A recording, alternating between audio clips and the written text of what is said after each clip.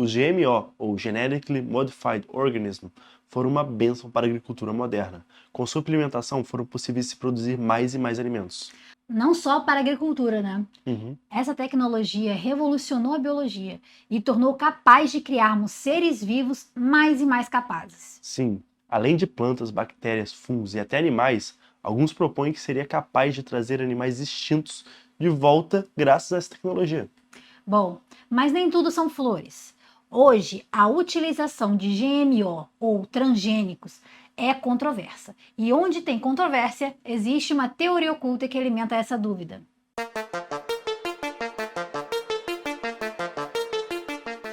O processo é fácil de explicar, mas é difícil de se fazer, tanto que gerou um prêmio Nobel à primeira cientista que realizou o gene editing.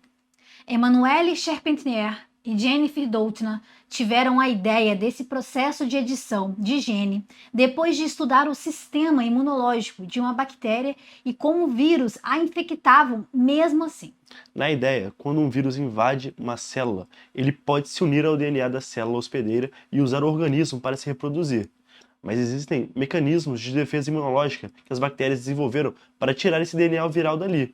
Um desses métodos, o CRISPR, a bactéria corta o DNA, tira o DNA viral e depois reconecta, arrumando o DNA. Mas, como a evolução desses seres microscópicos é bem acelerada, alguns vírus arrumaram um jeito de circunventar essa proteção e usar ela mesmo para infectar a molécula. Sim, esses vírus usam a proteína Cas9 para quando o CRISPR cortar um DNA viral, ao invés de conectar direto, ele entra no lugar. Por isso, o nome dessa tecnologia se chama CRISPR-Cas9. A utilização de duas proteínas para cortar o DNA e aplicar um gene que a gente procura. E isso é muito poderoso, viu, gente? Podemos produzir alimentos mais nutritivos, mais resistentes, mais produtivos e muito mais. E aí, gente, aqui é o Gael da edição. Só para dar um adendo aqui, um exemplo de alimento que foi genetificado modificamente para ser mais nutricional. Isso aqui é o Golden Rice, que é uma variante de arroz que ele foi geneticamente modificado para ter vitamina A na sua composição. E assim, quando você come, você ganha vitamina A se você não tiver outra fonte de vitamina. E isso só olhando para o lado da agricultura. Já editamos os genes de animais de todos os tipos. E quando fazemos isso, adicionamos um marcador no gene inserido, para a gente saber se deu certo a inserção do gene, que geralmente é um processo bem difícil. A forma como usamos esse marcador talvez te choque. Você já viu aquelas imagens de bichinhos que brilham no escuro porque são fluorescentes? Isso não é nada mais do que o gene marcador. Pode ficar tranquilo, gente, que isso não machuca o bichinho nem nada. É apenas um indicador que o experimento deu certo. Eu espero que quando começamos a fazer isso em humanos, eles descubram outra maneira de marcar esse gene, porque vai ser complicado começar a ter criança fluorescente andando por aí, né? Mas agora não vamos entrar no debate ético sobre modificar humanos ou não. Mas certamente seria possível curar diversas doenças no futuro e até aprimorar nossas capacidades físicas e talvez cognitivas. Sim, mas também não temos ideia de como isso nos afetaria ao longo termo, principalmente em um ser humano. Isso é verdade. Mas hoje, alimentos GMO já são muito presentes em nossas vidas. Se você pegar uma embalagem de um alimento aqui no Brasil e ela tiver um símbolo T amarelo, ele tem alguma coisa de origem transgênica. E tem boa chance de todos os alimentos que você procurar esse símbolo, você vai achar, porque a edição de gene é tão poderosa que ela foi adotada em quase toda a plantação. Mas mesmo que os GMOs possam ser usados para o bem, eles também são usados para práticas nem tão boazinhas assim. Sim, essas plantas transgênicas são também modificadas geneticamente para serem incapazes de gerar descendentes. Elas são todas inférteis. E assim, a cada plantio, o agricultor precisa comprar outra leva inteira de sementes para suprir a demanda. Essas plantas transgênicas não precisam necessariamente ser inférteis, mas empresas como, por exemplo, a Monsanto as tornam assim para acirrar essa independência. E aí entra um grande jogador nessa teoria.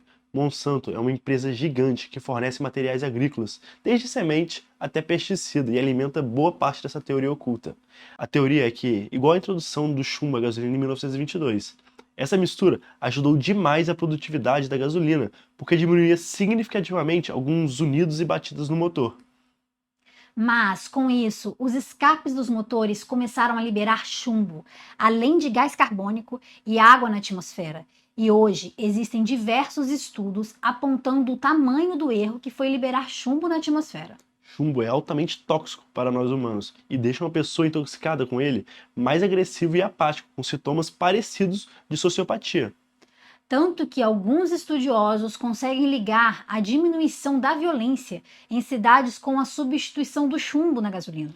E isso se aplica aos GMOs, que ninguém sabe como isso afetaria a natureza humana ao longo do tempo consumindo isso. Alguns estudos já foram feitos e demonstraram que eles não proporcionam nenhum mal a curto e médio prazo, mas poucos estudos foram realizados nos efeitos a longo prazo. E esses estudos não demonstram nada nocivo em si, mas como a adoção de GMOs foi tão lucrativa para empresas como Monsanto, muitos suspeitam que seria possível que ela esteja patrocinando estudos para esconder os malefícios dos alimentos GMOs. Nossa, que absurdo. Se isso for verdade, estamos todos encrencados. Realmente, a falta de estudos me preocupa, mas não existe nada para temer por enquanto, né? Acredito que os estudos a médio prazo demonstram uma segurança forte e já foram feitos por diversos grupos independentes, ou seja, dificilmente foram comprados.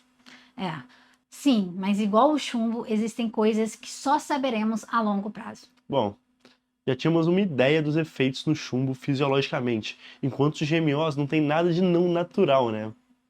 Veremos. Dessa vez espero que você esteja certo. Então, obrigado, gente. Até a próxima. Obrigada a todos e que a Deus esteja com vocês.